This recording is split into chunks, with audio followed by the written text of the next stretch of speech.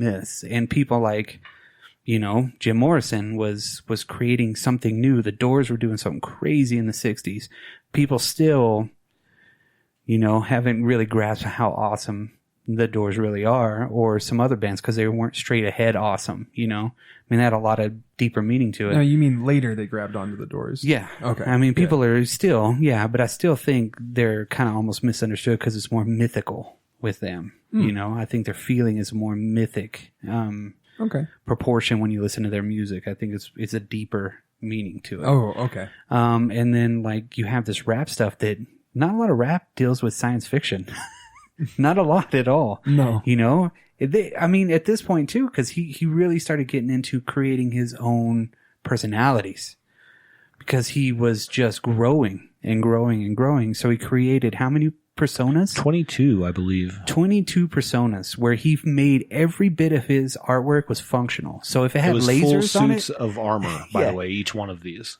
Or he'd have knives pop out of that shit. Well, it looks kind of to me like he has a lot of inspiration by the Japanese culture. Yeah. And his suits were very samurai-esque. Yes. Okay, yes. yeah. So I did see him. Yeah. Yeah, how's that one thing start? He's like, who was Voltron before Voltron? Rammellzee. Yeah, exactly. Yeah. He made his own Voltron suit. Like really? He would go. But it wasn't not like Voltron. real Voltron. Trademark. Yeah.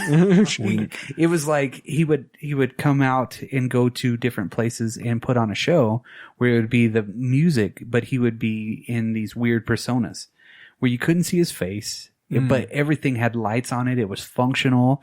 Like battery packs and shit like that. It had to weigh a ton because it was all junk and plastic, And he would describe it all and say things like, oh, look at my laser, these are missiles. And it was all like hot pink and you said everything yellow. Works? Yeah. Like everything was fucking super functional. Yeah. Like pew pew. Yeah. He could like shoot stuff out of it, but it wouldn't explode, of course. Yeah. Yeah. But if it had a mechanical part to it, it would never fail. Right. His artwork is still out there to where it is still like functional. And I'm not sure. I know. So like when a lot of things to cover in this, but just recently, I know. I'm just going to throw this out there. When he passed, he had already moved out of the battle station well before then, because like right after 2001, like a company came in to buy all that land and make luxury apartments. What do they call it? The gentrification? Yeah. It was probably Donald Trump. So all of his could be. There goes 3 listeners.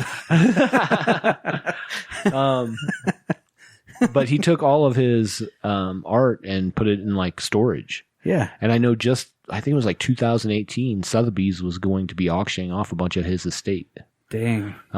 Because it was almost lost, they said, to some degree. Yeah. I mean, you think about all the things that even some of the big acts at that time, even the big hip hop acts, probably still have in storage. Oh, 100%. Where's the giant penis for the fucking Beastie Boys show? Right. Probably in fucking storage. You know what I mean? Yeah. A giant inflatable penis.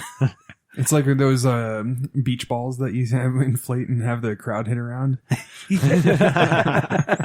What is a giant Zeppelin penis? Guys, it's coming towards us. Hit it.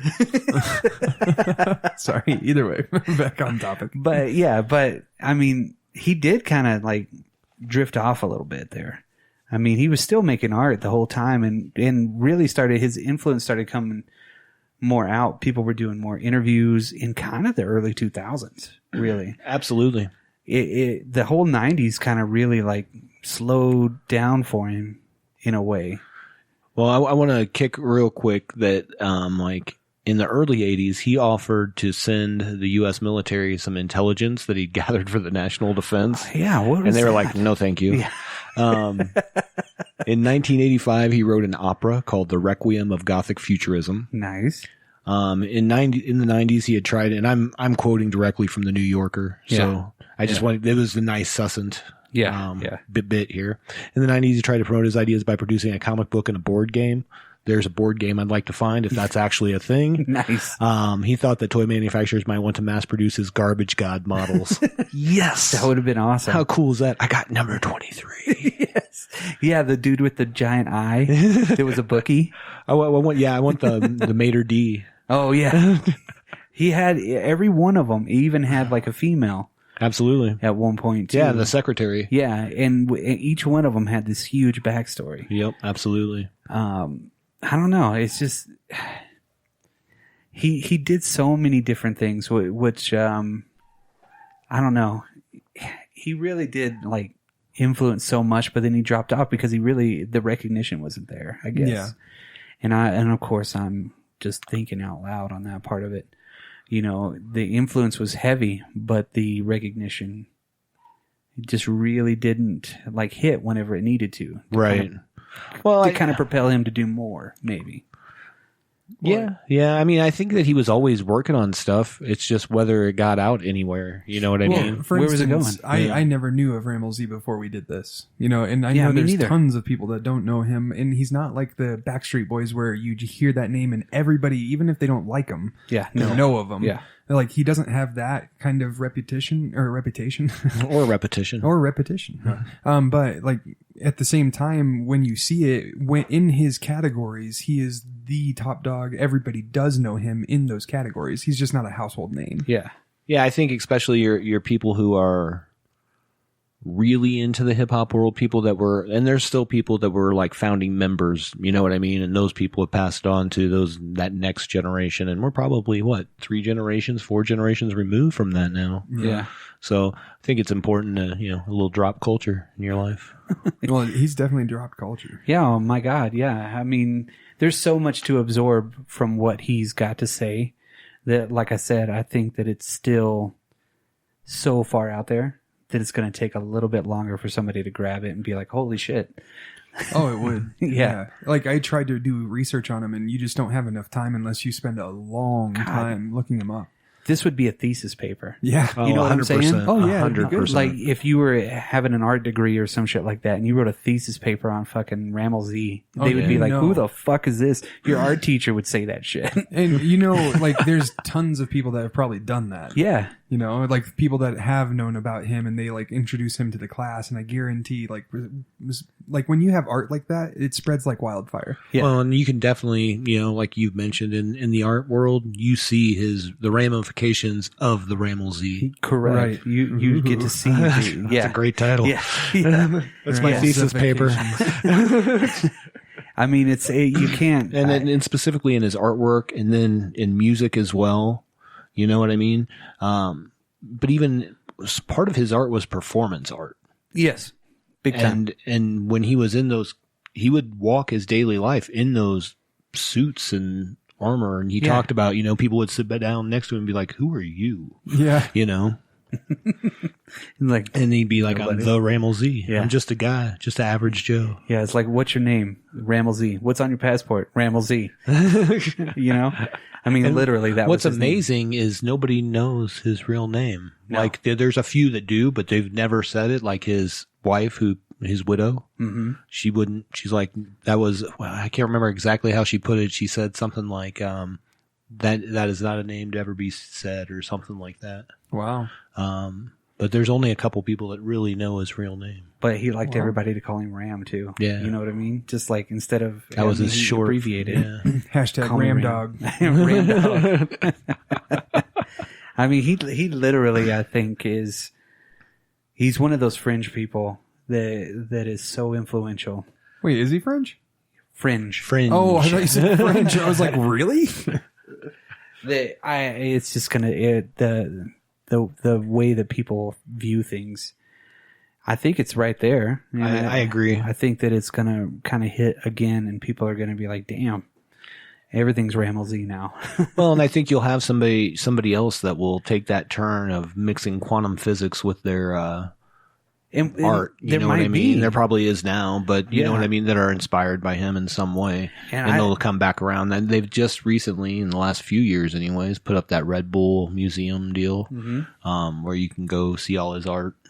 And all is that. It like the glowing walls? And that looked awesome. Well, it comes in and out in blacklight. Yeah, okay. Which is cool. Yeah. And then you can hear Rammellzee talking over like the speakers and stuff as you're walking through. That's too cool. It looked super really cool. It reminded me of Meow Wolf, like that kind of I don't know what you just said, little kid. Meow Wolf? Yeah, Meow Wolf is like a really big thing. Started in where?